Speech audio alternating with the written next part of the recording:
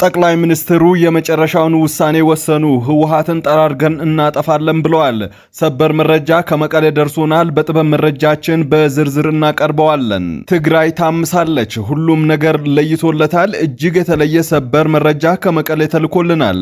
በቆይታችን ሰፋ ያለ ዘገባ ይዘንበታል። በእስልምና እምነት ተከታዮች ዘንድ ቅዱሱና መዲና የሚገኘው መስጂደል ነበዊ ወይም የነቢዩ መስጂድ በእስራኤል ተመቷል የሚል ዘገባ ዓለምን እያናወጠ ይገኛል። እስከ ፍጻሜው አብራችሁን ከቆያችሁ ትንታኔ ዘገባ ይዘንበታል። አዲስ አበባ የሚገኘው የአሜሪካ ኤምባሲ አስደንጋጭ የጸጥታ ችግር በሀገሪቱ መኖሩን ጠቅሶ የጥንቃቄ መልእክት አስተላልፏል። ይህ ጥበብ ሚዲያ ነው። ጥበብ ሚዲያ በጋዜጠኞች የተመሰረተ ሚዛናዊና ተአማኒ መረጃዎችን በየዕለቱ የሚያደርሳችሁ ገለልተኛ የሚዲያ ተቋም ነው። በዛሬው ጥበብ መረጃችን እነዚህንና ሌሎችንም ሀገር አቀፍና ዓለም አቀፍ መረጃዎችን በዝርዝር ወደ እናንተ የምናቀርብ ይሆናል። ለቤቱ አዲስ የሆናችሁ ሰብስክራይብ በማድረግ የደወል ምልክቷን በማብራት የቤቱ አባል ትሆኑ ዘንድ በታላቅ ትህትና እንጠይቃለን። እንዲሁም ነፃና ገለልተኛ መረጃ እንዲደርሳችሁ የምትፈልጉና የሚዲያችን የፕሪሚየም አባል መሆን የምትፈልጉ ውድ ቤተሰቦቻችን ታንክስን በመግዛት አባል ትሆኑ ዘንድ በታላቅ ትህትና እንጠይቃለን። ጥበብ ሚዲያ የህዝብ ድምጽ ነው። በጸጥታ ኃይሎች ታፍነው የሚሰወሩ ጋዜጠኞች፣ ተቃዋሚ ፖለቲከኞችና በማህበራዊ ሚዲያ ላይ ትችትና አስተያየት የሚሰነዝሩ ዜጎች ጉዳይ አሳሳቢ እየሆነ መምጣቱን ምሁራን ገለጹ። በህገ መንግስታዊና ዓለም አቀፍ ጉዳዮች የፖለቲካ ምሁር የሆኑት ዶክተር አዳም ካሴ በዋነኛነት በጸጥታ ኃይሎች በተደጋጋሚ የተከሰተ ያለው ሰዎችን እገታ በሚመስል ሁኔታ አፍኖ መያዝ መንግስታዊ ህገወጥነት እየተስፋፋ መምጣቱን ማሳያ ነው ብለዋል። ዋነኛ ዓላማው በጋዜጠኞች፣ በተቃዋሚዎች፣ በሲቪል ማህበረሰብ አባላትና በአጠቃላይ በህዝቡ ዘንድ ፍራቻ ከመፍጠርም ያለፈ መሆኑን ዶክተር አዳም ይናገራሉ። ምናልባትም በዋናነት መንግስት ውስጥ ባሉ ሰዎች ላይ ፍራቻ የመፍጠር ዓላማ ሊኖረው ይችላል ሲሉም ተናግረዋል። የራሳቸው ሰዎች ስልጣናቸው ምንም ይሁን ምን የመንግስትን ሚስጥር ቢያወጡ ወይም ከመንግስት ፍላጎት ቢያፈነግጡ እንደዚህ አይነት እጣ ፈንታ እንደሚገጥማቸው ለማስፈራራት ያለመ ሊሆን ይችላልም ብለዋል። የሰብአዊ መብት ጉዳዮች አማካሪ የሆኑት ያሬድ ኃይለማርያም እንደሚሉት ሰዎችን በማፈን የመሰወር እርምጃ ለመንግስት ስጋት የሆኑ ሰዎችንና ቤተሰቦቻቸውን በማስደንገጥ ብቻ ጫና መፍጠር ሲሆን የሚቀጥሉ ከሆነ የከፋ ነገር እንደሚገጥማቸው መልእክት ለማስተላለፍ ያለመ ነው ሲሉ ገልጸውታል። ይህ እገታና የመሰወር ድርጊት የሚፈጥረው ስጋት በግለሰቦቹ ብቻ ሳይሆን ወደ ሌሎችም ሊጋባ የሚችል ነውም ብለዋል። ስለዚህም መልእክቱ ከታፋኞቹ ባሻገር በተመሳሳይ መስክ ላይ ለሚገኙ ዜጎችም ጭምር ከመሆኑም በተጨማሪ በህዝብ ውስጥ ፍርሃትና ስጋትን የሚፈጥሩ ናቸው ይላል። ከመደበኛው የህግ ስርዓት ውጪ ታግተው የተለቀቁ ሰዎች ስለገጠማቸው ሁኔታ በዝርዝር ለመናገር አለመፍቀዳቸው የደረሰባቸው እንግልት ውጤት ሊሆን ይችላል ያሉት አቶ ያሬድ ለዚህ ዘገባ ታፍነው ተጠልፈው ከቆዩ ሰዎች መካከል የተወሰኑትን ለማነጋገር ቢሞከርም ከገጠማቸው እንግልትና ጫና የተነሳ ለጊዜው ፍቃደኛ ሳይሆኑ ቀርተው ወይም ስለዚህ ጉዳይ ከማንም ጋር ማውራት እንደማይፈልጉ ገልጸዋል። በጸጥታ ኃይሎች ታፍነው ወዳልታወቁ ስፍራዎች የተወሰዱ ሰዎችና ይህንን የተመለከቱ የአይን እማኞች እንደሚሉት ከአለባበስና ከንግግራቸው የመንግስት ኃይሎች መሆናቸውን ይናገራሉ። ነገር ግን የሚፈልጉትን ሰው ለመያዝ የሚከተሉት መንገድ በሀገሪቱ ህግ ከሚፈቅደው ውጪ ከመሆኑም በተጨማሪ የያዟቸው ሰዎች የሚወሰዱበት ቦታም በመደበኛነት የሚታወቁ እስር ቤቶች ወይም ማቆያ ስፍራዎች አይደሉም። ይህ ደግሞ በሚያዙ ሰዎች ብቻ ሳይሆን በቤተሰቦቻቸው ላይም ከባድ የስነ ልቦና ጫና እያስከተለ ነው ብለዋል። የታፈኑ ሰዎች የትና በማን እጅ መሆናቸው የማያውቁ ቤተሰቦቻቸው ለመደበኛ የጸጥታ ተቋማት ለሚያቀርቡት ጥያቄ የሚሰጣቸው ምላሽ የምናውቀው ነገር የለም የሚል መሆኑ ደግሞ ተስፋ መቁረጥን ያነግሳል እንደ ምሁራኑ ገለጻ። ያሬድ ኃይለማርያም ከአንድ የጸጥታ ኃይል ጋር ይህንን ጉዳይ በተመለከተ በነበራቸው ንግግር መደበኛው የፖሊስና የጸጥታ ኃይል ታገቱ ስለተባሉ ሰዎች ከመስማት ባሻገር የሚያውቁት ነገር እንደሌለ እንደነገሯቸው ገልጸዋል። በዚህም የተነሳ አፈናና ስወራን የሚፈጽም የተለየ ኃይል እንዳለ እንደሚያምኑ የጠቀሱት ያሬድ እነሱም ታፋኞች ወዳልታወቀ ቦታ ወስደው ለቀናት ካቆዩ በኋላ ጥያቄና መነጋገሪያ ሲሆኑ መንገድ ላይ ወይም ፖሊስ ጣቢያ አውጥተው አግተው ይጥሏቸዋል ይላሉ። ማንነታቸው የማይታወቁ ፊታቸውን የሚሸፍኑ የፖሊስ ወይም የወታደር የደንብ ልብስ የሚለብሱ በመንግስት ወይም በግል ተሽከርካሪ የሚንቀሳቀሱ ሰዎች የሚፈጽሙት አፈና ግራ መጋባትን በማስከተል ስጋትን ይፈጥራል ሲሉ ገልጸውታል። ያሬድ እንደሚሉት የመንግስት አካላት መሆናቸው ቢታወቅም እንኳን ህጋዊውን ስርዓት ስለማይከተሉ በህዝቡ ውስጥ በተቋማት ላይ ያለውን እምነት የሚያሳጣ አደገኛ የሆነ የመንግስታዊ ስርዓት ውድቀት ማሳያ ነው ብለዋል። እነዚህ ሁሉ ድርጊቶች አዲስ አበባን ጨምሮ በተለያዩ የሀገሪቱ ክፍሎች ውስጥ ሲከሰቱ የመንግስት አካላት ዝምታን መምረጣቸው ደግሞ ግራ አጋቢ ሆኗል ነው የተባለው። ይህ ደግሞ የመንግስት እጅ እንዳለበትና ይሁንታ የሰጠው ድርጊት ነው የሚያስብል ከመሆኑም በተጨማሪም በህጋዊ ተቋማት ሚና ተቀባይነት ላይ ተስፋ መቁረጥን ያስከተለ መሆኑን ያሬድ ኃይለማርያም ይናገራሉ። ይህንን እገታ በተለያዩ የሀገራችን ክፍሎች ውስጥ ያሉ ታጣቂዎች በተደጋጋሚ እየፈጸሙ ከቦታ ቦታ መንቀሳቀስ አስፈሪ አድርገውታል።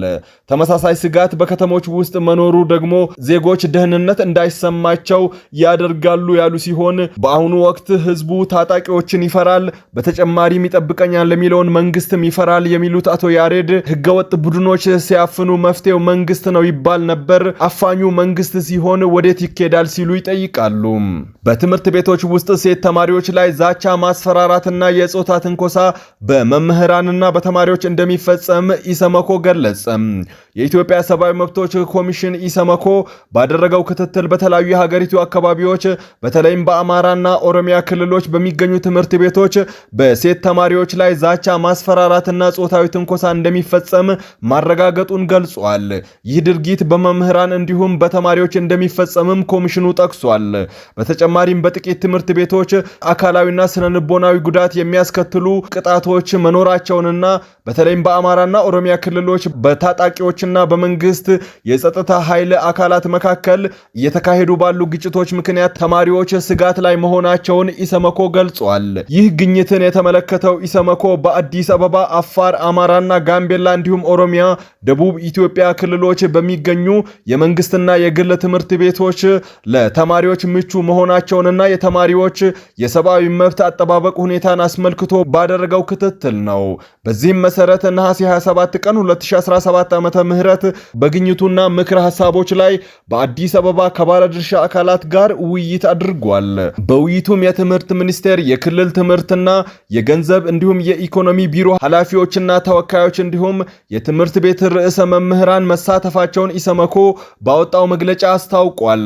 ኮሚሽኑ በአብዛኞቹ ትምህርት ቤቶች ተማሪዎች ምቹ ባልሆነና በተጨናነቀ ሁኔታ የሚማሩ መሆናቸውን፣ በበርካታ ትምህርት ቤቶች ተማሪዎች የመጀመሪያ እርዳታ የሚያገኙበት የጤና ክፍል ወይም ክሊኒክ አለመኖሩ፣ የመጀመሪያ ደረጃ ሕክምና ቁሳቁስ ፈርስት ኤድ ኪት እና የጤና ባለሙያዎች እጥረት የተስተዋሉ ተግዳሮቶች ናቸው ብሏል። በሁሉም ክትትል በተደረገባቸው ትምህርት ቤቶች የህፃናት ጥበቃና የጸረ መድሎ ፖሊሲ አለመኖሩን፣ በአንዳንድ ትምህርት ቤት አካባቢዎች ጫት፣ ሺሻና ፑል ቤቶች መበራከት እንዲሁም ለህፃናት ምቹ የሆነ የተማሪዎች ቅሬታ መቀበያ ስርዓት አለመኖር በመማር ማስተማር ሂደቱ ላይ አሉታዊ ተጽዕኖ አሳሳቢ የሰብአዊ መብት ጉዳዮች መሆናቸውን ገልጿል። አዲስ አበባ የሚገኘው የአሜሪካ ኤምባሲ በአሜሪካ ዜጎች ላይ ሊደርስ በሚችል በግፍ መታሰር ስጋት ላይ ያተኮረ ያልተለመደና ጠንከር ያለ ማስጠንቀቂያ በማህበራዊ ሚዲያ ገጹ ላይ አወጣም። ኤምባሲው የጉዞ ማስጠንቀቂያዎች ወሳኝ ናቸው በማለት ዜጎቹ የስቴት ዲፓርትመንቱን የጉዞ ማሳሰቢያ በጥብቅ እንዲከታተሉ አሳስቧል። የኤምባሲው መልእክት ከዚህ ቀደም ከሚሰጡ አጠቃላይ የጸጥታ ማስጠንቀቂያዎች የተለየ ነው። በተለይም በመንግስት የሚፈጸም በግፍ መታሰር አስፈጻሚ ትዕዛዝን መጥቀስ ስጋቱ ከተራ ወንጀል ወይም ከሲቪል አለመረጋጋት ጋር የዘለለ መሆኑን ያመላክታል ሲሉ ለጉዳዩ ቅርበት ያላቸው ወገኖች ይተነትናሉ። ይህ የስቴት ዲፓርትመንት አፈጻጸም ትዕዛዝ የአሜሪካ መንግስት ዜጎቹ ላይ ያለበቂ ህጋዊ ምክንያት በፖለቲካዊ ዓላማ ለሚያስሩ ሀገራት ምላሽ እንዲሰጥ የሚያስችል ሲሆን ይህም በማሰር ሂደቱ ውስጥ የተሳተፉ ባለስልጣናት ላይ ማዕቀብን መጣልን ችግርን ሊያስከትል ይችላል። በተለይም ትውልደ ኢትዮጵያውያን የሆኑ የአሜሪካ ዜጎች ዳያስፖራዎች ወደ ክልሎቹ ሲጓዙ በቀላሉ በተጠርጣሪነት ሊያዙ እንደሚችሉ ስጋት አለው። የአሜሪካ ኤምባሲ መልእክት እንዲህ አይነቱን እስር በአሜሪካ መንግስት እንደ በገፍ መታሰር ሊቆጠር እንደሚችል የሚያስጠነቅቅ ነው ሲሉ ለጉዳዩ ቅርበት ያላቸው የዲፕሎማቲክ ምንጮች ይናገራሉ። የኤምባሲው መልእክት በአሜሪካና በመንግስታት መካከል ሊኖር ስለሚችለው የዲፕሎማሲ ውጥረት ፍንጭ የሚሰጥ ሲሆን ወደ የትኛውም ሀገር ሲጓዙ አሜሪካውያን ከፍተኛ ጥንቃቄ እንዲያደርጉ ግልጽ ጥሪ ነው። አርፋችሁ የማትቀመጡ ከሆነ ጠቅልለን እናጠፋችኋለን የሚል ምላሽ እንደተሰጣቸው የህወሓት ባለስልጣናት ተናገሩም። በትግራይ የተለያዩ አካባቢዎች በብሔራዊ አንድነት መጠናከር በሚል ውይይት በማካሄድ ላይ የሚገኘው ህወሓት አርፋችሁ የምትኖሩ ከሆነ ኑሩ፣ አርፋችሁ የማትቀመጡ ከሆነ ግን ካለፈው የባሰ ጠቅልለን እናጠፋችኋለን የሚል ምላሽ እየሰጠን ነው ሲሉ የፌዴራሉን መንግስት ከሰዋል። ፓርቲው አክሎም የኢትዮጵያ መንግስት የፕሪቶሪያውን ውል በመጣስ እንዲሁም የእርስ በርስ ግጭት ለመቀስቀስ ጥረት በማድረግ ላይ ነው ሲል ከሶታል። ህወሓት ካለፈው ሳምንት ጀምሮ ብሔራዊ አንድነት የትግራይ ህልውናና አንድነት ለማረጋገጥ በሚል መሪ ሐሳብ በተለያዩ ደረጃ የሚገኙ የህወሓት ባለስልጣናት በክልሉ ከተሞች እየተወያዩ እንደሚገኙ ተዘግቧል። የውይይቱ ዓላማ ብሔራዊ አንድነትን በማጠናከር በክልሉ ላይ ተጋርጧል የተባለውን አደጋ ለመመከት ያለመ ፖለቲካዊ ትግል ለማድረግ እንደሆነ በዘገባው ተጠቅሷል። መቀለ በነበረው የውይይት መድረክ የተሳተፉ 700 የፓርቲው አመራሮች የኢትዮጵያ መንግስት እየተከተለው ነው ያሉትን አካሄድ መቃወማቸው ተሰምቷል። የኢትዮጵያ መንግስት በዓለም ፊት ተገዶ የፈረመውን የፕሪቶሪያ የሰላም ስምምነት ለመፈጸም ፈቃደኝነትና ዝግጁነት ስለሌለው የውሉ ትልልቅ ይዘቶች እስካሁን ሊፈጸሙ አልቻሉም መባሉን ዘገባው አመላክቷል። የፌዴራሉ መንግስት የትግራይ ህዝብን ለመጉዳት ሲጠቀምበት የነበረውን መዝጋት ወይም ከበባ በተለየ መንገድ እየተጠቀመ ነው ሲልም ከሷል። ከዚህ በተጨማሪም የትግራይ ህዝብን ወደ እርስ በርስ ጦርነት ለማስገባትና አንድነቱን ለመሸርሸር በአፋርና ምዕራብ ትግራይ ታጣቂዎችን እየመለመለና እያሰለጠነ እንዲሁም እያስታጠቀ ነው ማለቱ ተዘግቧል። የትግራይ ህዝብ ህገ መንግስታዊ ጥያቄ ስላቀረበ አርፋችሁ ኑሩ አሊያም እናጠፋችኋለን ተብሏል ሲል ፓርቲው አስታውቋል። በዚህ ሳቢያ የህዝባችን ብሔራዊ ህልውናና ደህንነትን ለማረጋገጥ ለመመከት የሚያስችል ከፍ ያለ የትግል ስልት ውስጥ ለመግባት ውሳኔ ላይ ደርሰናል በማለት ገልጿል። ህወሓት ግንቦት 5 2017 ዓመተ ምህረት በምርጫ ቦርድ ህጋዊነቱን ማጣቱ ይታወሳል። በሳውዲ አረቢያ መዲና ከተማ የሚገኘው የነቢዩ መስጂድ በሚሳኤል ተመታ የሚሉ ዘገባዎች በማህበራዊ ሚዲያ በስፋት እየተሰራጩ ሲሆን የክስተቱን ምንነት ለማወቅ በሚሊዮኖች የሚቆጠሩ የእስልምና እምነት ተከታዮች ጉዳዩን በጉጉት ሲጠብቁት ቆይተዋል። አንዳንዶች በማህበራዊ ሚዲያ መስጂዱ አጠገብ ሚሳኤል ሲወድቅ የሚያሳየው ቪዲዮ በኤአይ የተሰራ ነው ቢባልም ቪዲዮ በትክክል ሚሳኤል በመዲና በሚገኘው ነቢዩ መስጂድ ወይም መስጂደል ነበዊ የወደቀ ሚሳኤል መሆኑ ተረጋግጧል። ሚሳኤሉ በእስራኤል የተተኮሰ እንደሆነ አንዳንዶች ቢገልጹ ሚሳኤሉ በሀውቲ ታጣቂዎች እስራኤልን ለመምታት ታልሞ የተተኮሰ እንደሆነ ነው የተረጋገጠው። ወደ እስራኤል ከተተኮሰ ለምን መስጂዱ አጠገብ ወደቀ የሚለው ሌላው አወዛጋቢ የነበረ ሲሆን የሳውዲ አረቢያ ኤሮስፔስ ኃይል ሚሳኤሉ ከመስጂዱ አቋርጦ በሚያልፍበት ወቅት መቶ መጣሉን አስታውቋል። በተደጋጋሚ የየመን ሀውቲ ታጣቂ ኃይል የሚተኩሷቸው አደገኛ አህጉር አቋራጭ ተምዘግዛጊ ሚሳኤሎች የሳውዲን አየር ክልል በማቋረጥ ወደ እስራኤል በመሄድ ጥቃት ይፈጽማሉ። ክቡራትና ክቡራን የጥበብ ሚዲያ ቤተሰቦች የዛሬው ጥበብ መረጃችን በዚህ አብቅተዋል። ከኛ ጋር በመሆን መረጃን ከጥበብ ስለተከታተላችሁ ከልብ እናመሰግናለን። ለቤቱ አዲስ የሆናችሁ ሰብስክራይብ ያላደረጋችሁ ቤተሰቦቻችን ሰብስክራይብ በማድረግ የደወል ምልክቷን በማብራት የቤቱ አባል ትሆኑ ዘንድ በታላቅ ትህትና እንጠይቃለን።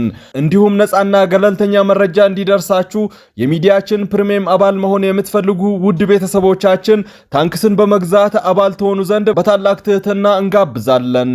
ጥበብ ሚዲያ የህዝብ ድምጽ ነው።